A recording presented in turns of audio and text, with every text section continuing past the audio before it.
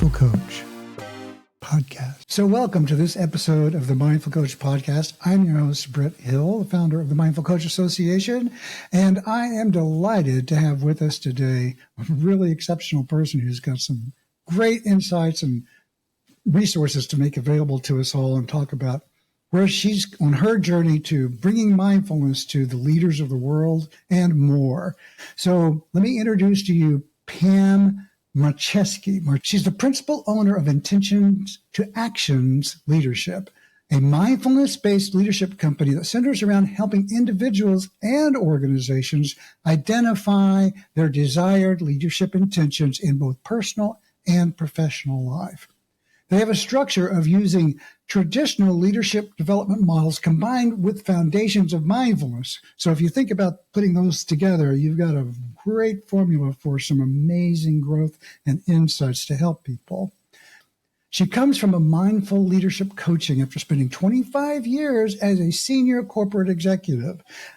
So during her final years in this career path, she began her own personal journey of mindfulness and quickly saw that with mindfulness, the scope of her daily life, the impact of it, how powerful it was and important it was to help her do her work better and to help those in her organization as well.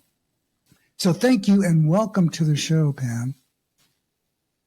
Thank you, Brett. That was a mouthful, but thank you so much. It is a mouthful. Well, you know that when I have guests who have such rich histories, it takes a while to kind of get the lead in, but it's like, oh my God, it's so important as framing for who you are and why you're here. Because I like to bring people on the show that have unique points of view that are really well informed, and certainly you are in that category. And not only that, you're not just sitting back going, "Oh, I'm a better CEO," but you're doing things with that information to help others, and that part of being of service to others is really what lights me up. So, on behalf of the world, thank you for that. And let's find out about that. Like, what are you doing? What does your organization do these days? Oh, we've been having a lot of fun. This year it's been great. We started 6 years ago is when I founded Intentions to Actions Leadership. But really the last few years, it's really been flourishing. Been spending a lot of time on individual coaching retreats and offering the 8-week module course of Mpeak that was designed by UCSD's Neuroscience and Mindfulness Department. Wow.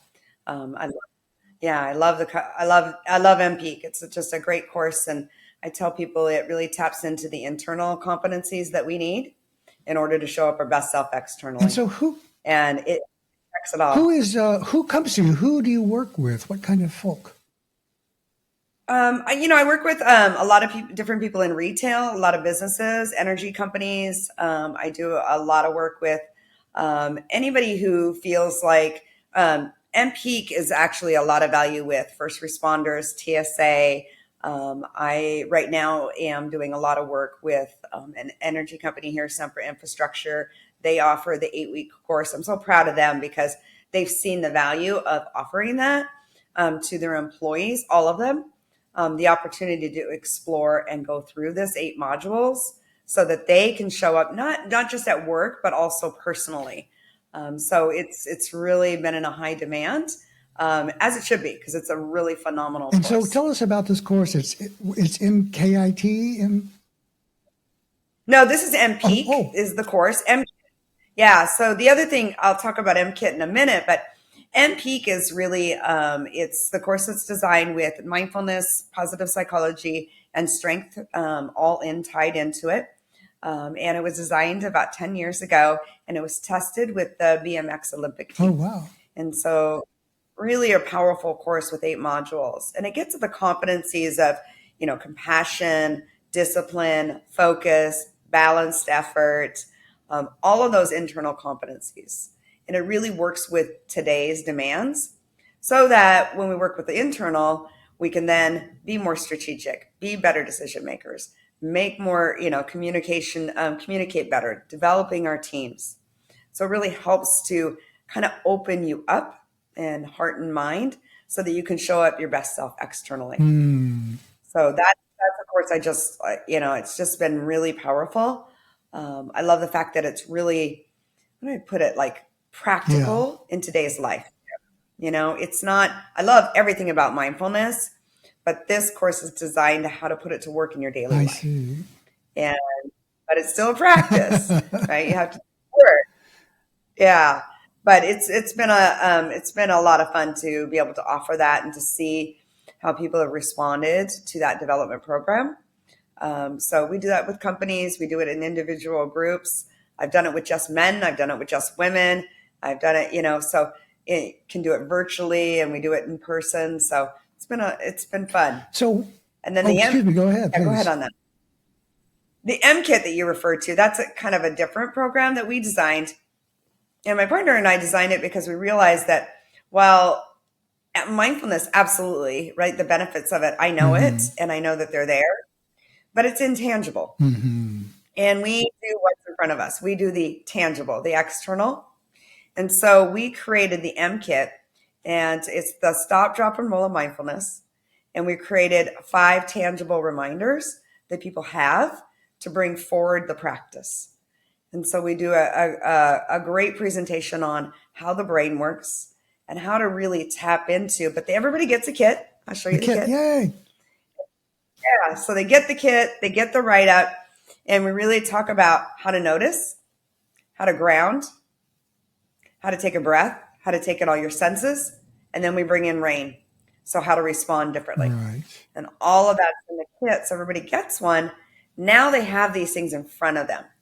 They can put the timer in front of them. So that reminds them right there, take a pause. Or the compass, just get grounded, be present. So we've really found a way to help people bring mindfulness into their daily life in minutes in the day, but lets them really reminds them, I guess, to be able to use those tools to help support them. I love this bridging of taking people where they're at and then giving them physical assets to help them get to someplace else. That's really, really innovative and creative. And the fact that you put this together into an actual box of materials that people can purchase. It's a kit. It's actually, for those of you that are listening to this, she's holding up an actual box that you can, I guess, can they get this from she's proud of it, and rightly so, because it is a powerful idea and it's super well done. So that's kudos to you for putting all that together. So you said, opening the hearts and minds of these, leaders and stuff. How well do they respond? Is that a message you put out, come and join our program and we're going to open your heart and mind? That's going to make you a better leader. Is that the message that you come, or is that just sort of like in the background? That's what happens, and as a result, yeah. It's in the background, right? I think when people start to feel less internal friction, the mind just naturally will open up. We don't have to tell people your mind, it's how to deal with the external demands of today. Yes. When you've got so much coming at you. And I always say this, look, it used to be where we had some natural boundaries. We would go to work and we would come home. Kids would go to school and they would come home. And you might talk to your family about it, but you weren't attached to your phone. You weren't attached to your email. You weren't attached to everything else. You didn't have to relive it constantly. Those boundaries are gone. They're not coming back. Genie's not going back in the bottle. So it's really important that we recognize that we're not crazy here. We have more coming at us than we've ever had before. And we have to learn how to create our own disciplines. And when we can learn how to create our own disciplines, we can take care of ourselves better, and then we show up for others better. Yes. But so much is coming at us, just between everything, right? Reminders, phones, texts, email, just all of the demands of it. So how do we create some space? Right, I agree completely. And it's like the pace and the complexity of this world that we've manufactured is so intense. There's no time to just kind of, when do you ever have a moment to go, oh, how am I actually doing? How do I feel right now? I love that you say that, because I have an equation. I literally do a math equation for people in a slide in the Mkit. And I do complexity times rate minus boundaries will equal your mind state. Oh, wow. Could you say that again, please? Because I really want to capture that. What was that again? Complexity times rate minus boundaries equals your mind state. Wow. My mind is going, it's like, whoa. minus boundaries. That's a really fabulous insight there. I see. Wow. And you could draw a circle around that and say, measure that with a spectrum of how much discipline do you have to actually put this in. Yeah, that's right. Yeah. And you could pick any part of that equation, right? So you can use it as a practice. I always say, like, take that equation and say, okay, just take complexity. And for a week, just notice all the complexities that you have in your life. What do you have coming at you, right? How many social medias do you look at? How many events do you have? Just noticing without judgment. Right. Just Just see notice. how much. And the impact. What's the impact on you? Right. And then how fast? Mm-hmm. How much do you hit with all the time? And then do you have any boundaries? And you can play with the equation. You can decide. That's the beauty of it all, is when you know the equation and you start to pay attention and you notice without judgment, you can decide, what do I want to do with the equation? I see. What do I want my mind to do? That's a really creative and insightful way to frame all of this, because like you say, you could look at your world and say, well, I can't do much about my complexity, but I can say no to things. I can have more boundaries, and that, strangely enough, will reduce the complexity. And That's right. then, like you say, also, it's like the mind then it discovers an extra 2 cubic feet of inner space, and you'll relax into that and go, oh, wow. Yeah. That's amazing. Yeah. Because our nervous system is not supposed to be on all the time, right? We're hardwired for resilience. We are, but not at this constant rate. I say this a lot lately. It's like I see so much of this mentality in the culture and in pop culture and in organizations that you basically have to be a superhero all the time. It's like 24/7 superhero efforts. And so, like when you join an organization, on a scale of 1 to 10, they expect you to be at an 8.5 every day. And you just can't do that. You just can't do it.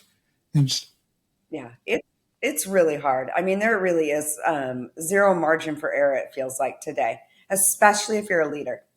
The way things come at them and how many people are scrutinizing decisions publicly and within, it's challenging.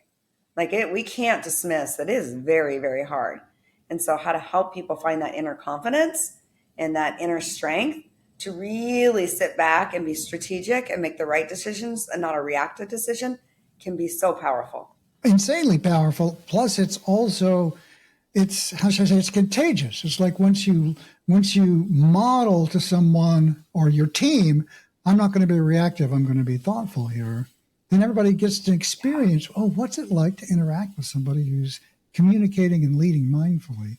And that's a lesson, even though you're not saying, I'm going to teach you today about how to do this. It's not that. It's just like interacting with somebody, because we co-regulate each other in that way. What we emote, we promote. That's one of my quotes. And presence and calm. I mean, that is a superpower today in our world. If you can be the person that shows up and sits down in the boat when everybody's jumping up, people will start to model that. That's so beautiful. I've been thinking about this as a slightly different framework, but the same sort of concept as center, like having a center from which you're experiencing your life. And whenever you're in a more mindful, relaxed place, you don't get knocked off center as much because it's coming from a place that's really resilient in you, that isn't dependent on the behaviors of other people. Yeah. So it's what then happens whenever you deal with these executives or these leaders and they come to you and they're like stressed out, they have so many things going on, and you begin to teach them, do you meet with any resistance from them about these kinds of techniques and methods? It's a great question, because sometimes that's the interpretation that people with especially executives and their busy lives. I always say dip the toe in the water. Mm-hmm. We don't have to go all the way in. And I think that if we guide people in, people want this. They need this. So I think highly, highly receptive. And it's been really well received. And I always tell people it's an offering. It's an offering to investigate and to see what works for you. So I think that, people find their own way once they have the offering. Some things, some of the modules, some of the teachings, some of the coaching really sticks, the story in my head, or, finding the moment to pause. Different things stick for other people, but no, I don't get any Okay, well, resistance. that's fabulous. So one of the things, this is a little different question. It has to do with, some of the coaches and professionals that are listening to this are considering or would like to be offering work to, trainings to organizations. And I have a question in my head because it's been a while since I did that. I used to teach web server security to Fortune 500s, and but the people who bought the stuff was never the team that needed it. And so it's kind of like I get curious about how do corporations or organizations find your work and then say yes to it. Because the people who are buying this, are not the same people who are consuming it, I assume. Am I making that up, or is that true? I think it varies. I mean, some of the companies that I've worked with, it started at more of a leadership level, Mm, and then it's gone down to everybody else. What I do think, like for anybody who wants to do this, and I think it's really powerful work to want to do this and have this to help guide and help people. You need to be relatable to them as hmm well, because oftentimes when we do an offering, there's so much else going on, right? So we work really hard to make sure that we speak the language of the organization that we're working with. So I try to understand what the demands are, their mission, their values, their competencies. That's my role. So how do I show the competencies of this course and tie it back to the competencies of the company or the organization I'm working I with, see. so that they can see a direct link in the value of it? Hmm So it's not outside of who they are, and that's important. That we meet. You should meet all your clients and your companies where they're Yeah, at. that's the same. It would be the same advice for one-on-one with someone, Yeah. Except in this Absolutely, case, it's one on absolutely. organization. So I love that very much. It's kind of like listening for the organizational values, what they're, in the word you use, competencies, which is a big deal in corporate America. This notion of competencies. Can you say a little bit about that? Like what kinds of competencies are these organizations looking to further? Well, traditional leadership competencies. If we go back to the oldest leadership books out there, right? They're going to talk about strategy, good decision making, drive for results, team building, communication, leading change. These are some of the core competencies of a leader, right? And you can find those competencies in maybe different language. So today we talk a lot about empathy or, IQ. And in my old world, 20 years ago, it wasn't IQ per se, but compassion was still in there, Hmm right? Still had to, so there might be different language, but the core around those behaviors. So when you understand that, then how does that tie back to anything mindful, right? So if you can create or help somebody to be able to take a pause and be more open, so working on the competencies of openness, well, that opens your mind to be more strategic, hmm balanced effort. So if we can learn how to have more balanced effort in the world that we're living in and the demands that we're living in, that allows people to make better decisions. So it ties right back to decision making, because we're not making reactive decisions, we're making responsive decisions. And hmm it's a leader's job to make good, conscious decisions. So you tie them back, right? So that people can see, when I'm working on this, it can lead to this. And that's what I mean by really helping leaders understand the value of it. Traditional leadership has always developments. I mean, I worked for Sears decades ago, and they had great traditional leadership development and spoke to it all the time. That's the external. What's missing is the internal, hmm and the internal is so vital today based on the conditions. I see. Oh, that's really helpful to kind of frame in what it is that they're after and how, and you can see how those can map to mindful skills and how that can help amplify every single one of those. So that's really powerful. What happens whenever Yeah. somebody comes to you and they're like, a fairly senior executive, and they're like really wondering, like, can they are they a good fit anymore? They feel like to continue to execute at the level that they're at is somehow dehumanizing them or taking or harming them in some way. Am I making sense? Do you know what I mean? It's almost like, am I aligned with this work anymore sort of question. Do you get people that are like trying to figure out, should I pivot completely out of this and into something else?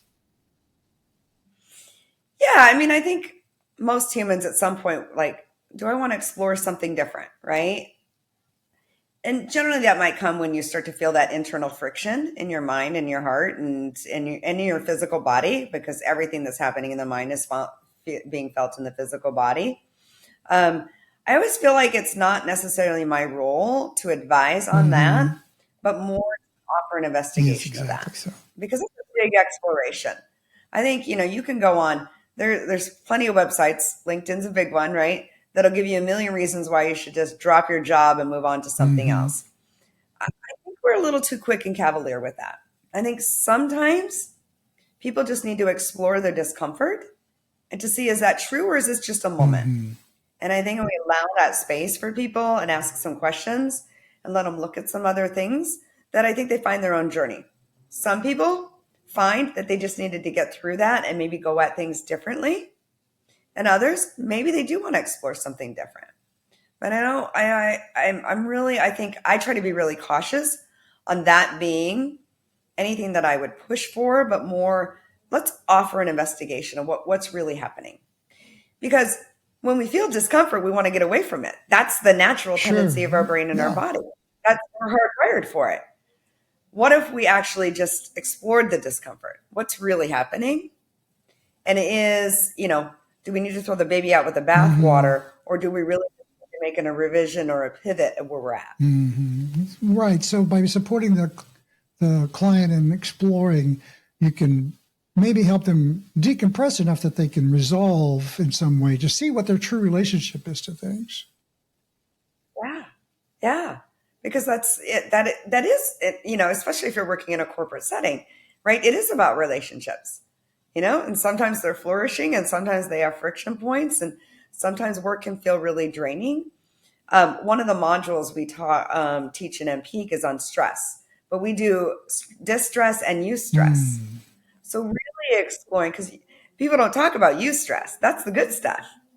So if we had a lot of eustress, we would do that all day long. So what long, does that mean, right? eustress? What does that mean? So eustress. So there's distress and eustress. So eustress is the good stuff. So think of something that you do that you really love doing, but you still have to put effort into it. Okay. Right? Anything in your life? If you can think of anything. Yeah. For me, it's like playing guitar. Perfect. That's a great one, right? Like, it doesn't like you just pick it up and everything's perfect. You work at it, right? You're willing to put the effort into it, but it motivates you. It feels good. That's the good stuff, right? Prepping and getting ready for you, right? Getting this opportunity. Yeah, it took a little work, a little effort, right? To make sure that I was ready and I showed up on time, right? But that's good stuff, right? And we don't talk enough about the good stuff, right? Like that we do. So understanding, how do you find the eustresses and make sure that you're feeding that, some of that good stuff. And then there's the distresses. Now, distress, people always talk about burnout, overload, all that big stuff, right? But there's another side of distress that doesn't get talked about enough. And that's the boredom. It's the email. It's the silly little things that take up a lot of time, that agitate us, that are pop-up windows, all of that, right? That's on the other side. They're not heavy holds. They're not hard do's, but they are distressing because they're always there. So if you think about the curve, you've got distress on one side and it goes up, and you've got eustress, and you've got the heavy, heavy stuff on the other side, like the really heavy, distressing projects or demandings or got to make a result. You start to evaluate those in your life. And how do you make sure that you're playing in the zone of eustress throughout your day and not all in just the distress? Yeah, that's a great way to look at all of that. So, because in that way you can actually make some choices to be sure that you're getting the good stuff, as well as you still have to answer the emails and you still have to deal with all that. And that's actually like the formula for building intentionally building resilience into yourself so you can deal with it. Yeah. Absolutely. Absolutely. Then you can get practical and tactical. When we can really talk about it, then it's like, okay, well, how do we have some eustresses maybe earlier in the day and not just give into the distresses? How do you build that resilience? How do you build that model for yourself? And it can be simple too. It can be like just add lots of small. This is one of the things I do in my approach to things. Add lots of small nourishing moments to your day, and that way you get 50 different ways that you touch something really cool and beautiful and lovely. That's simple. It can be as simple as a flower or a sky or a smile or a dog. I'm a dog guy. I gather you might be too. I don't know. Are you? Dog and cat. I don't have a dog, but I did, and I love to have a dog. Yeah, I have a cat now, I'm though. responding to the picture she has behind her. For those of you who are on the podcast, she has I don't know what to call it, an impressionistic picture of a dog that's shaking its, like in the rain, shaking its fur off, and it's really lovely, beautiful picture. It's titled "Shaking Off the Blues." And it's done by famous artist Iris Scott. Everybody can look it up, but I love it. Everybody loves it because it really is a good reminder for me every day, and for anybody in the background that I'm on video with. It's just a fun, playful. She did a beautiful job. So moments like that. So there you add something beautiful in your room that you can connect with, and just let yourself have that connection for just a moment. And I'm a believer in adding intentionally those moments into your life as a way to literally feed yourself the inherent beauty of the world around us, and just to touch base with that and cut through all the to-do lists for just a moment,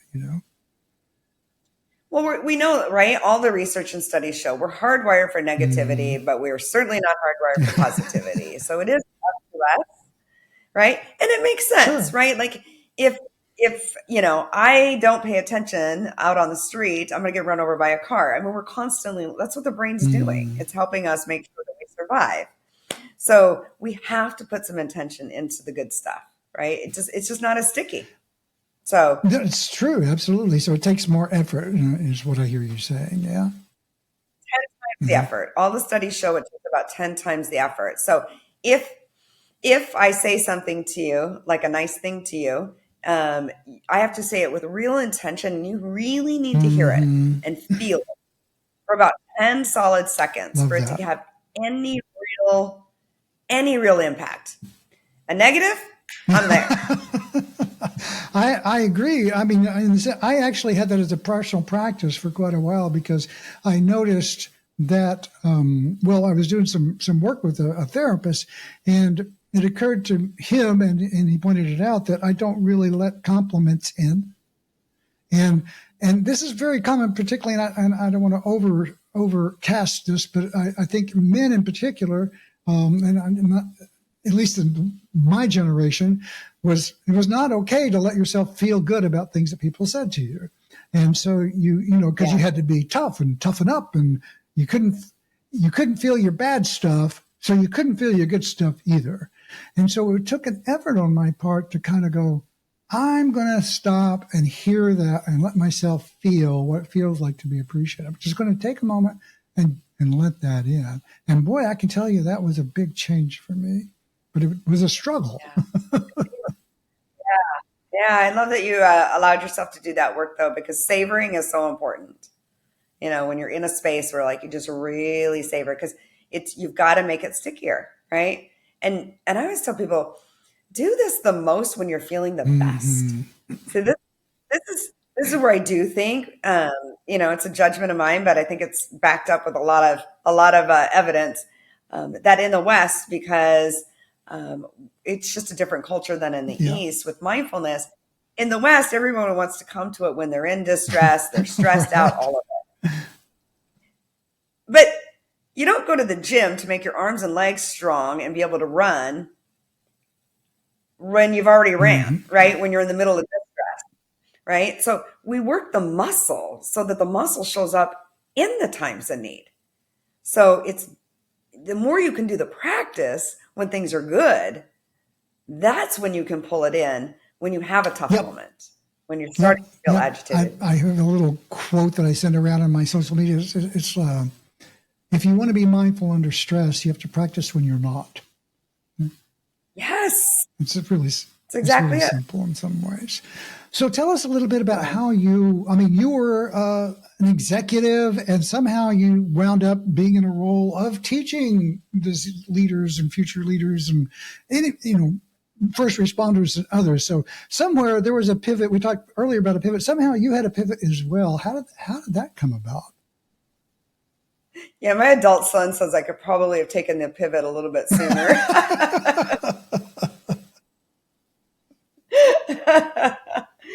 I loved all my experiences in my previous role. I absolutely loved being in retail. I was blessed to fall into it in a time of need. I was a single mom, and I really needed to pivot what I was going to do career wise.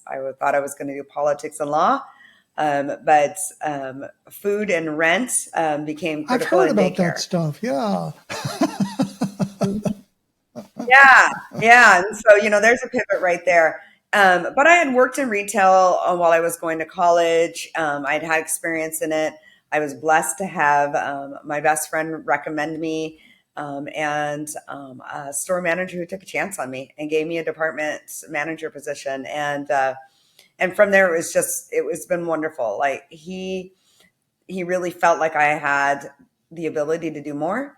And I just kept moving. They kept moving me, and I moved my son, I think, Oh 14 my times, goodness. Alaska, Montana, Oh. all over. Spent, 12 years there, 13 years at JCPenney's. And in my last role at JCPenney's as vice president, I loved it. I liked all my roles. But I noticed that in the last few years, I wasn't showing up my best self. Hmm. I always thought I had I know I had an okay toolbox. They got me somewhere, but the toolbox didn't seem to be opening up at all the right times the way I wanted it to. Hmm. And once I started practicing mindfulness, I just felt like it created that space for the toolbox to open up. And it helped me really be less reactive, show up more present, make some different decisions about how I was responding to things or maybe even what I was communicating out. Just small, subtle things. I wasn't getting any feedback or, like any dramatic changes, but I felt it. I felt like me personally, I was feeling better. And it also helped me then discover this journey was probably done for me. It was time for me to move on to a new journey. And I wanted to, when that was all coming to an end, I had no intention of doing this, to be honest. I came down from Seattle to UCSD to take the Mpeak course for myself. I loved that it talked about performance, enhancement, awareness, knowledge, all of that. But the minute I took the class after day one, I just knew that it was a course that really could be applicable Hmm. in the coaching world. And that was when I made the decision that I would stay. And I convinced Pete to let me stay and get certified. It took a year. Hardest training I've ever done. Wow. Loved it. Did it. But great teacher, great program, and yeah, yeah. So yeah, it was absolutely the hardest. There was a couple of times I tried to quit. Pete was He like, said, "Nope, "No, you can't quit. You're not permitted to quit." nope, no." You know what he did? He made me sit with my discomfort, like I was Yes, talking about earlier. beautiful. And so how did that A little bit work? You were more. sitting, you're so like, I'm leaving. And he had you sit with the discomfort. How did that work for you? How did that resolve, or what came into your awareness as a result of that? Well, I don't think it's just like sitting in it, but it's like when you see what the discomfort is, and then how do you want to respond to that? Yeah. Right? Do you want to give in to it, or do you want to push through it? And I could see the story in my head, and some of it was just really silly obstacles and more stories in it. One of the biggest ones, Brett, you'll find this humorous because I know you do so much with mindfulness and meditation as well. It was literally the recording of myself guiding meditations. That was Oh. one of the things. It was dry. I was like such a roadblock for me. So And you didn't like hearing yourself, or you just didn't want to do it, or what was it? yeah, Oh. well, and when you start to do something new and it's going to be a new audience, you just want it to be so Oh, I perfect, see. right? Was the sound right? Was my tone right? Was I using the right words? Because it is important. It's And I true. think that is one thing when you're guiding meditation, that the words are important because you don't want it to be forced, right? It's an offering. But I was overthinking it. I was overthinking all of it, like a good human. Like a good executive. A good executive, a good human. And that's where I had to sit with myself for a little while, just get over it. And so now Let's just get but over. it I took know. It's me, like, oh, what's the big deal here? yeah, yeah, as if, right? It's a This mindfulness is going to be her meditation, right? seriously. But when you have to record Yeah, yourself, right? And yeah, now I can do it all the sure. time, but I just send it up. I send it to my partner. I don't listen to me. I just send it. If it works, it works. It'll show up on the website. If it doesn't, you'll be like, tell me to do it again, Right. right? Somebody tell me if this is I okay. know it Yeah, I hear you. That's really powerful, though. And it's interesting that, it wasn't just like oh, this is the best thing ever, and you're all in. It's like, no, it was a grind of some kind to get you through that. was a Yeah. grind. It was a grind. And I think that anybody who gets the honor of coaching somebody or offering something like this, um, needs to put in that effort, right? To do our own self exploration. Because this is more than just teaching somebody something mechanical. And this is people's lives. Exactly so. So it's super important. And I take that really seriously. So I think that I didn't want to hold on to it so heavy that I couldn't push past it, but I didn't want to dismiss that it was important. Well, yeah, and I love that, you're trying to find this balance between overproduction and so laissez-faire that who cares that I'm yelling it from the bathroom to, who cares? It's kind of like, but somewhere in there, there's a space that Yeah. communicates. And in my mind, and my belief is that the production quality doesn't, you want it to not be in the way, but if you inhabit the right space, the rest of it just kind of comes. Yeah. Yeah. So, yeah. And I wanted to make sure that I really did embody, if I was going to teach this course, or even any of the basics of mindfulness, that I really understood it. Yes, I had a practice, and a very solid practice, but was I able to offer it in a way that was true to the foundations of it? Not my opinions or my judgments, but true to it, because I think that's That's important. I love that so much. Thank you for that. How can people find you if they want to learn more about what you're doing and connect with your Mkit and all your offerings? Yeah, thanks for asking. My website is at intentact.com. We're intentions to actions leadership. And we say, what are your intentions, your actions, and close the gap? Well, we did it with the website, Intentact, intentact.com. Lots of all the programs are on there. A lot of resources for guided meditations as well are on there. Ways that they can find me. They can find me at pam@intentact.com.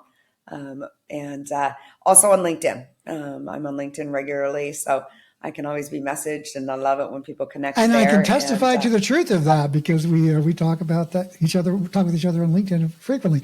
So thank you for all of that. I will put all of those links into the show notes, and I want to encourage listeners to look it up. Look up intentact.com. Find out about all the good stuff that Pam is doing. Obviously, she's got a wealth of information and a fabulous framework for communicating how to be more of who you are in a world that we need who you are right now in a big way. So I'm really happy that you're doing this work and that you found your way to it, because this stuff that you're talking about and the way you're putting it out there is just really powerful. And I'm happy. I'm happy inside that you're doing this work, to put it very simply. thank you, Brad. Thank you. I love doing it, and I love the work that you're doing too, and how you're bringing this to life. So thanks for this opportunity. It was great to be Thank with you you. so much. The Mindful Coach Podcast is a service of the Mindful Coach Association.